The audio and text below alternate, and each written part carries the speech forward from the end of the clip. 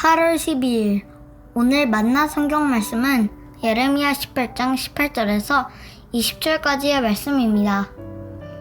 백성이 나를 두고 이르기를 이제 예레미야를 죽일 계획을 세우자.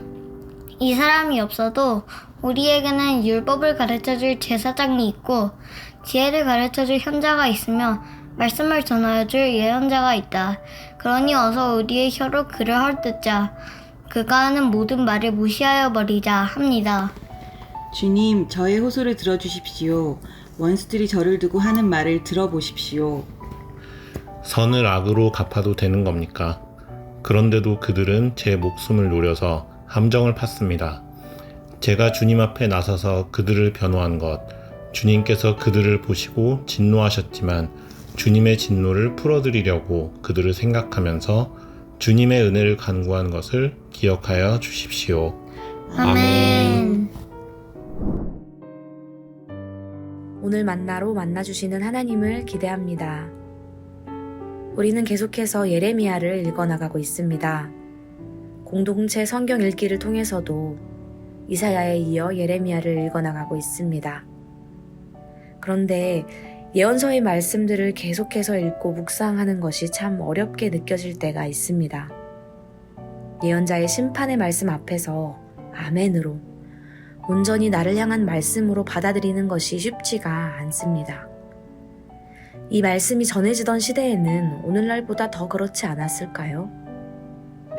오늘 말씀에서는 하나님께로 돌아오라는 가르침을 거부하는 백성들의 모습이 선명하게 드러납니다. 예레미야 18장 18절의 말씀입니다. 백성이 나를 두고 이르기를 이제 예레미야를 죽일 계획을 세우자.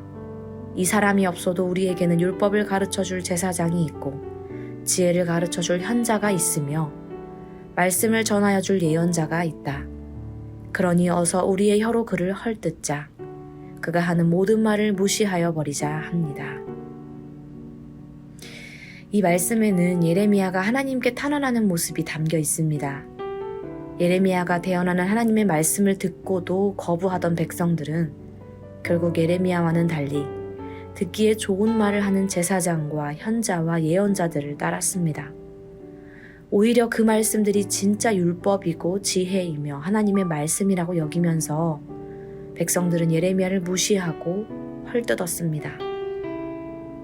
이 사실을 알게 된 예레미야는 하나님께로 향해 탄식합니다. 19절 20절 말씀입니다. 주님, 저의 호소를 들어주십시오. 원수들이 저를 두고 하는 말을 들어보십시오. 선을 악으로 갚아도 되는 겁니까? 그런데도 그들은 제 목숨을 노려서 함정을 팠습니다.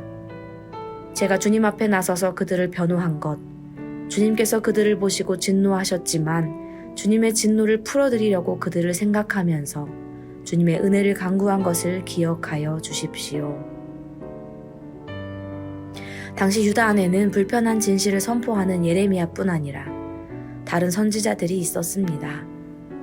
그들은 항구적인 평강과 하나님의 끝없는 은혜, 무조건적인 용서를 전하는 자들이었습니다. 하나님은 실로 그러한 분이십니다. 영원히 우리를 사랑하시고 용서하시며 인내하시고 은혜를 베푸시는 분이시지요. 그러나 백성들은 그 하나님의 소망과 기대를 미처 깨닫지 못했습니다. 하나님의 사랑 안에서 바른 길 가기를, 생명의 길 따르기를 간절히 원하시고 기다리시는 하나님의 뜻을 바라보지 못했습니다. 사랑하는 성도 여러분, 요즘 여러분에게는 어떤 말, 어떤 말씀들이 들려오시나요? 그 말씀 앞에 설 때 여러분은 어떠신가요? 히브리서 4장 12절 말씀이 떠오릅니다. 하나님의 말씀은 살아있고 힘이 있어서 어떤 양날 칼보다도 더 날카롭습니다. 그래서 사람 속을 꿰뚫어 혼과 영을 갈라내고 관절과 골수를 갈라놓기까지 하며 마음에 품은 생각과 의도를 밝혀냅니다. 말씀은 살아있고 말씀에는 힘이 있어서 진정한 말씀이 들려올 때 우리는 마음의 찔림을 느끼게 됩니다. 불편함을 느끼게 됩니다. 그러나 그 불편함과 찔림 속에서 하나님의 안타까운 마음과 애끓는 마음을 깨닫길 소망합니다. 사랑의 하나님께서는 오늘도 우리를 바라보고 계십니다.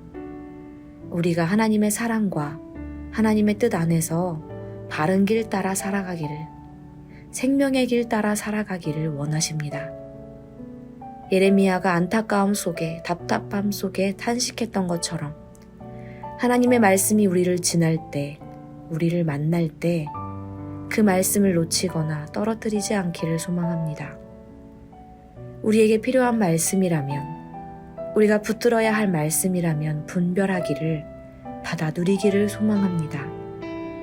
오늘 하루 무딘 마음으로 살아가는 삶이 아니라 살아 역사하시는 하나님의 말씀을 공감하고 경험하는 우리가 되길 소망합니다. 기도하겠습니다. 하나님, 날마다 하나님의 말씀 앞에 서는 우리가 되길 소망합니다. 나를 향한 하나님의 사랑을 깨닫고 분별하는 삶 살아가기를 소망합니다.